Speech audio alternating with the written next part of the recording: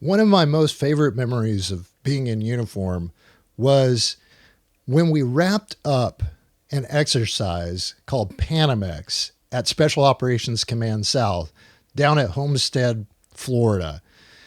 I was actually one of the watch officers during the course of that week-long exercise and subsequently was working with our international partners in our joint operations center that had been set up in a building outside of our headquarters on a different area of the base.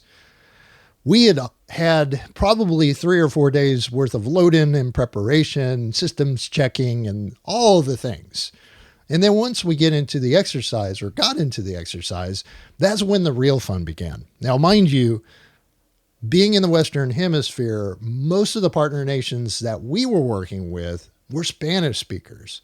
So my responsibility, in a sense, was just to make sure that people were where they needed to be when they needed to be there, and as well, kind of manage the flow of information. Subsequently, after everything was said and done and we were wrapping things up, the Commanding General Hector Pagán came over to me and he shook my hand, and in his hand, he had his command coin.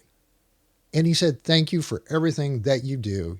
You made this exercise work smoothly." But that wasn't the best part of it. The best part actually was when we were packing up and loading out to put our unit equipment back in storage because we had a mobile command center. I will never forget that my colonel, the guy that I reported to in the J3 shop, the operations shop, had taken off his blouse, his camouflage blouse, and subsequently hung it up on a bollard outside the loading dock area, and he was loading those boxes into the trucks alongside all the rest of the folks, like me, who were responsible for getting things back into storage, packed up, and ready for the next mission.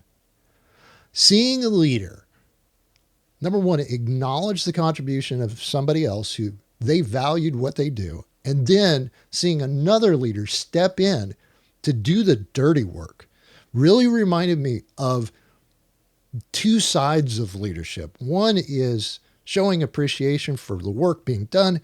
The other side is rolling up your sleeves and getting dirty when it's necessary. See, leadership isn't about always being the person who's on top, making decisions, calling the shots.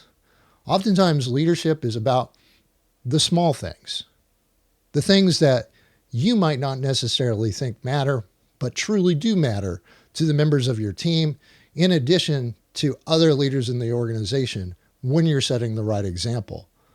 So communicate and praise often when you see great work being done, and never be afraid to roll up your sleeves and get dirty when there's a need for somebody to pitch in and lend a hand.